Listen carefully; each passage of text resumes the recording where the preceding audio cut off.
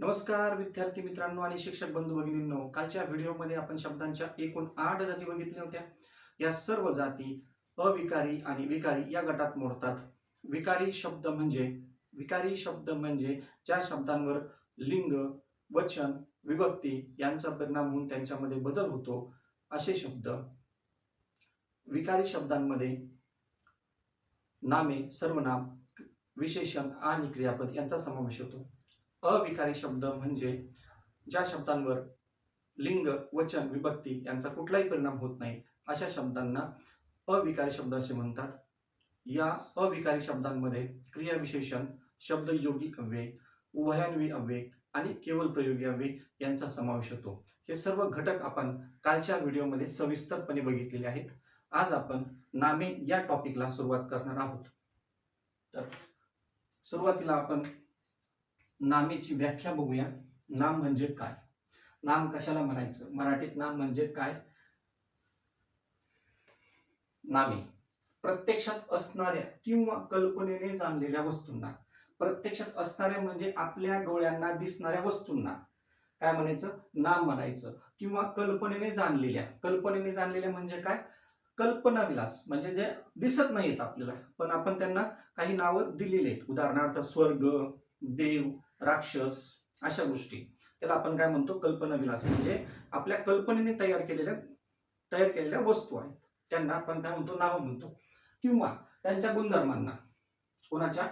अशा वस्तूंच्या, प्रत्यक्षात असणाऱ्या किंवा कल्पनेने जाणलेल्या वस्तूंच्या गुणधर्मांना दिलेली नावे म्हणजे काय? तर नाम. म्हणजे काय? तर नामे. मग कोणकोणती आहेत? त्याची उदाहरणं आपण बघूया. पुस्तक, जे प्रत्यक्षात आपल्याला दिसतं म्हणजे प्रत्यक्षात असणाऱ्या वस्तू म्हणजे पुस्तक. त्याच्यानंतर चेंडू पण आपल्याला दिसतो, मोबाईल पण दिसतो, कागद पण दिसतो, हरी आहे, वामन आहे आणि साखर पण दिसतं. हे सर्व आपल्याला प्रत्यक्षात असणाऱ्या वस्तूंची नावे आहेत. दुसरा जो घटक आहे तो म्हणजे कल्पनेने जाणलेल्या वस्तू. आता कल्पनेने जाणलेल्या वस्तू कोणकोणत्या आहेत? तर देव, स्वर्ग, अप्सरा, राक्षस हे आपल्या कल्पनेने तयार केलेल्या वस्तू आहेत. यांना पण काय म्हणायचं? तर नामच म्हणायचं. आणि तिसरं त्यांचे गुणधर्म म्हणजे कोणाचे गुणधर्म? प्रत्यक्षात असणाऱ्या वस्तूंचे गुणधर्म किंवा कल्पनेने जाणलेल्या वस्तूंचे गुणधर्म. त्याचा तिसऱ्या प्रकारात मोडतात. उदाहरणार्थ धैर्य, खरेपणा, औदार्य, प्रेमळपणा हे काय झालेले? वस्तूंचे गुणधर्म झालेले आहेत. उदाहरणार्थ काय? हरी खूप धैर्यवान आहे, बरोबर. त्याच्यानंतर वामन नेहमी खरे बोलतो. हे काय झालं? तर वस्तूंचे गुणधर्म झालं. म्हणजे नावामध्ये कुणाचा समावेश होतो? ज्या वस्तू आपल्याला प्रत्यक्षात दिसतात किंवा ज्या वस्तूंची आपण कल्पना केलेली असते किंवा प्रत्यक्षात दिसणाऱ्या वस्तू आणि कल्पना केलेल्या वस्तूंचे गुणधर्म अशा तिन्हीचा समावेश कशामध्ये होतो? तर नामामध्ये होतो, बरोबर. हे समजलं? याच्यावरून तुम्हाला नामे समजून जाईल. आता आपण बोलूया नामांच्या प्रकारांकडे. नामांचे मराठीत एकूण 3 प्रकार पडतात. नामांचे मराठीत किती प्रकार पडतात? तर 3 प्रकार पडतात. इंग्लिशमध्ये नामांचे 5 प्रकार आहेत पण मराठीमध्ये मात्र 3च प्रकार आहेत. तुम्हाला प्रश्न जर विचारला नामांचे एकूण प्रकार किती, तर नामांचे एकूण 3 प्रकार पडतात. पहिला जो प्रकार आहे तो सामान्य नाम, दुसरा आहे तो म्हणजे विशेष नाम आणि तिसरा आहे तो म्हणजे भाववाचक नाम. हे झाले मराठीचे 3 मुख्य प्रकार. हे 3 मुख्य प्रकार आहेत नामांचे मराठीमध्ये. आणि इंग्रजीमध्ये हे 5, 1, 2, 3, 4 आणि 5 याला इंग्रजी नाव असतात. तर हे मराठीचे 3 प्रकार, मुख्य प्रकार, आणि इंग्रजीचे म्हटले तर हे 5. तर असे आहेत. तर सामान्य नामाचे 2 प्रकार पडतात. सामान्य नामांचे काय करतात? 2 उपप्रकार पडतात. पहिला आहे समूहवाचक नामे आणि दुसरा आहे पदार्थवाचक नामे. पहिला आहे समूहवाचक नाम आणि दुसरा आहे पदार्थवाचक नाम. तर आपण सामान्य नामाला आता सुरुवात करूया. आता आपण समजून घेऊया सामान्य नामे. सामान्य नामाच्या व्याख्यावरून आपण सामान्य नाम समजून घेऊ. एकाच गटातील प्रत्येक वस्तूला, एकच गट आहे वस्तूंचा, त्या प्रत्येक वस्तूला समान गुणधर्म आहे. म्हणजे एक गट आहे त्याच्यामध्ये अनेक वस्तू आहेत. एक गट आहे त्याच्यामध्ये समजा 15 वस्तू आहेत. 15 वस्तू आहेत पण 15 वस्तूला त्याच्या 15 वस्तूमध्ये जी प्रत्येक वस्तू आहे त्याच्यामध्ये समानता आहे. त्याच्यामध्ये काय 100% समानता आहे किंवा 90% समानता आहे, अशा समान गुणधर्म असणाऱ्या वस्तूमुळे त्यांना एकच नाव दिलं जातं. त्यांना काय म्हणतो आपण? सामान्य नाम असं म्हणतो. उदाहरणार्थ क्रिकेटची टीम, समजा इंडियाची क्रिकेटची टीम आहे, त्याच्यामध्ये 11 प्लेयर्स खेळतात आणि 2-4 प्लेयर बाहेर बसलेले असतात. तर त्यांच्यामध्ये समानता काय असते? त्यांची जर्सी एकाच कलरची असते, एकाच डिझाईनची असते, त्याच्यामध्ये काहीच फरक नसतो, फक्त प्लेयरचं नाव तिथं चेंज असतं. त्याच्यानंतर त्यांची कॅप सेम असतं, त्यांचे शूज सेमच असतात. म्हणजे काय तर त्या प्रत्येक जो गट आहे, क्रिकेटची टीम आहे, त्याच्यामध्ये प्रत्येक प्लेअरमध्ये समान गुणधर्म असतो, म्हणून त्यांना एकच नाव दिलं जातं. त्याला काय म्हणतात? टीम म्हणतात इंग्रजीमध्ये, आणि मराठीमध्ये त्याला काय म्हणतात तर संघ असं म्हणतो. मग संघ हा काय झालाय तर सामान्य नाम झालेला आहे. सामान्य नाम कशाने असतं तर परंपरेने दिलं जातं, रूढीने दिलं जातं किंवा व्यवहाराने मिळतं. आता उदाहरणार्थ मुलगा आणि मुलगी, तो मुलगा आहे हे कशाने मिळतं आपल्याला? रूढीने, परंपरेने, व्यवहाराने नाव मिळतं. ती मुलगी आहे हे कशाने मिळतं तर परंपरेने, रूढीने किंवा व्यवहाराने मिळतं. सामान्य नामाचे अनेक वचन होते. सामान्य नामाचे काय होते? अनेक वचन होते. उदाहरणार्थ मुलगा हा शब्द आहे, हा शब्द काय आहे? सामान्य नाम आहे का विशेष नाम आहे का भाववाचक नाम आहे? कसं ओळखायचा?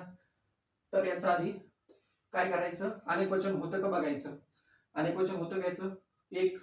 एक मुलगा असेल तर तो मुलगाच होणार, आणि अनेक असतील तर ते मुलगे होतात. अनेक मुलगे म्हणजेच आणि त्याचा अनेक वचन झालं. मुलगा हा एक वचन, मुलगे हा अनेक वचन.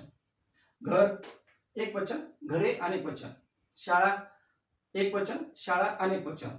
नदी, नद्या. अप्सरा एक अप्सरा असेल तर अप्सराच, अनेक असतील तरी पण अप्सराच. राक्षस एक असेल तर राक्षस, अनेक असेल तरी पण राक्षस. म्हणजे सर्व शब्दांचे काय होतं? अनेक वचन होतं. ज्या शब्दांचे अनेक वचन होतात त्यांना सामान्य नामे म्हणतात, आणि ज्या शब्दांचं अनेक वचन होत नाही त्यांना विशेष नामे म्हणतात. उदाहरणार्थ खेळाडू हा एक आहे, पण जर अनेक खेळाडू असतील तर आपण त्यांना खेळाडूला अनेक वचन मध्ये खेळाडूच म्हणतात. परंतु विराट कोहली आहे, विराट कोहलीचं अनेक वचन होईल का? नाही होणार. विराट कोहलीचं अनेक वचन होणार नाही, म्हणून विराट कोहली सामान्य नाम होईल का? नाही होणार. तो काय होईल? विशेष नाम होईल. खेळाडू मात्र सामान्य नाम होईल. अशा पद्धतीने सामान्य नाम आणि विशेष नाम ओळखता आले पाहिजेत. सामान्य नामांचे प्रकार. सामान्य नामांचे 2 प्रकार पडतात, समूहवाचक नामे आणि पदार्थवाचक नामे.